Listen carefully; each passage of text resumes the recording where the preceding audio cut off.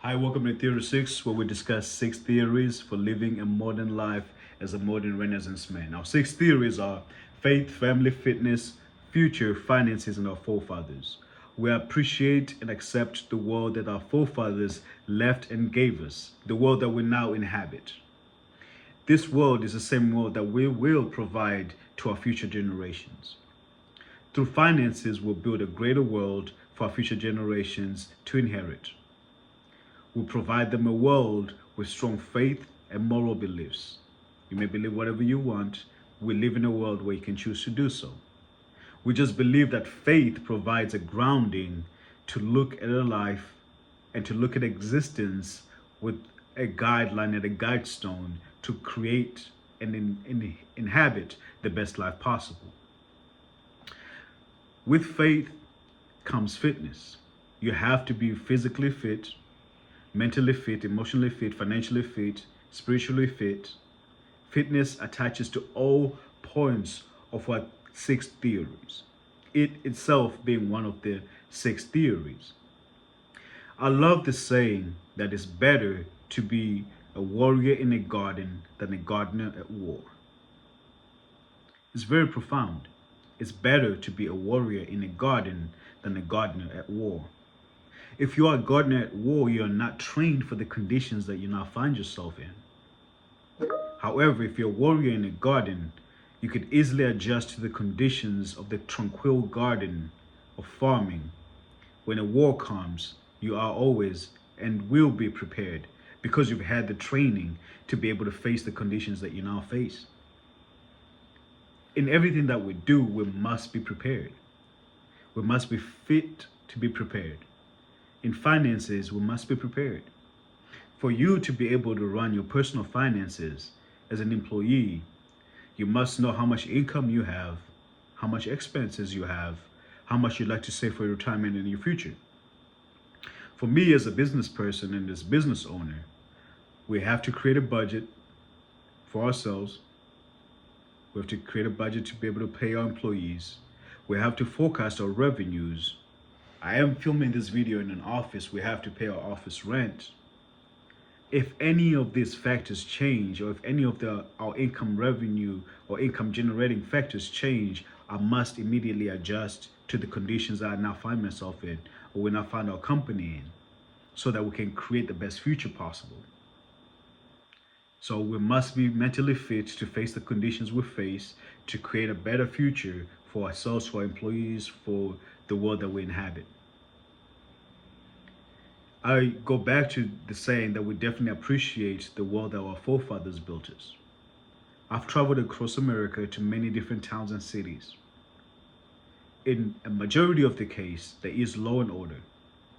If something happens, emergency services are available. I can freely move within reason, as long as I'm law abiding and have the appropriate documentation to go to where I need to go. For me to be able to freely move, I need money, I need capital, I need finances. So one of the key reasons why finances is a part of our theory 6. It's a very important part of the theory. We live in a capitalist world, so we must be financially capable. We must be financially fit. The future is created in the present. Just as our forefathers thought about the world that they're creating, whether you go back to the founding fathers, whether you go back to the natives living on this land before the new people came to this land, whether you go even further back to Africa or to Europe or to Asia or to any place you go to, the people that came before you set forth a world that you now inhabit. And you are, in your own way, setting forth a world that the future generations will then inhabit. If you have children, the life that you're giving your children will create a foundation for the life that they will in turn give their children. You are then a forefather. So it's very important that we are very deterministic, specific, thoughtful of the world that we're creating and of the world that we're living spiritually through faith, financially, through money, through fitness, fitness of health, fitness of mind, fitness of body, fitness of confidence in the world that you live, in the reality that you inhabit. We must take care of our finances. We must take care of the future. We must be concise with the future we create. Speaking of finances and future, when we create a budget, it's all speculative. We think that things will go as they are, and in turn, as they are, they will increase by a certain degree. Our personal budget for 2026, as we're creating it through 2025, we believe things will remain as they are with our clients, and they will grow 25%.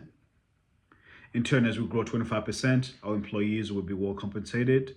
The company will take a profit. We'll pay our rents to the people that own the building that we rent. We'll pay our utilities, just like I'm recording this through the internet and through the phones. And we'll continue to go on as likewise. So the future is created in the present by the presence of mind to envision what you'd like that future to be. And once that future is envisioned, to act accordingly to realize that future. Maybe because I created this theory, I love it so much. I love it so much that I want to pass it on to everybody else. You may not necessarily take the 6 items that I created through Theory 6. You may create your own. You may think of your own. I do, however, emphasize that each person living a realized life, living a controlled life, if you look at it this way, if you're in America, you have agency to live your life as best as possible, as best as you see fit. You can get up from whatever condition you're in, imagine a different condition, find a path to realize that new condition and realize that condition. There's very few places you could do that. Now, it doesn't mean that it won't be challenging. What part of life is not challenging? Doesn't mean it won't be difficult. What part of life is not difficult? What's more important is in your realization, it's your ability to act upon your goal, act upon your desired outcome, act upon the present to create the future you'd like.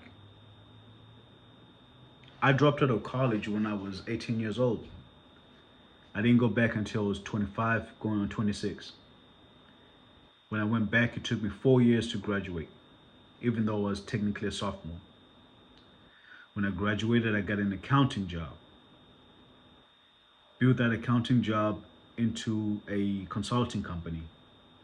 And now I can dream so much more than I did when I was 25 or when I was 18 and I dropped out of college. This is all in a span of 10 years. From when I dropped out of college to when I went back, it's a span of 7 years. From when I went back to when I finished, another 4 years. I got my job before I even finished college, so really 10 years. 10 years to realize a life, and that's me moving slow. If you're really driven, you could achieve a lot of things in a very short amount of time. I say this to say that if you decide on a certain direction of life, at least here in America, you have the ability to do that. You have the ability to create the future that you want. You have the ability to create a theory of life that you want and set that theory as a guiding principle. And for us, we decide that theory is the Theory 6 that we live with. And we appreciate all aspects of this theory of faith, family, fitness, finances, future, and our forefathers. And as we pass on this message, I would like you to consider thinking about what is it, or what way of life do you live? Do you just wake up every day and exist?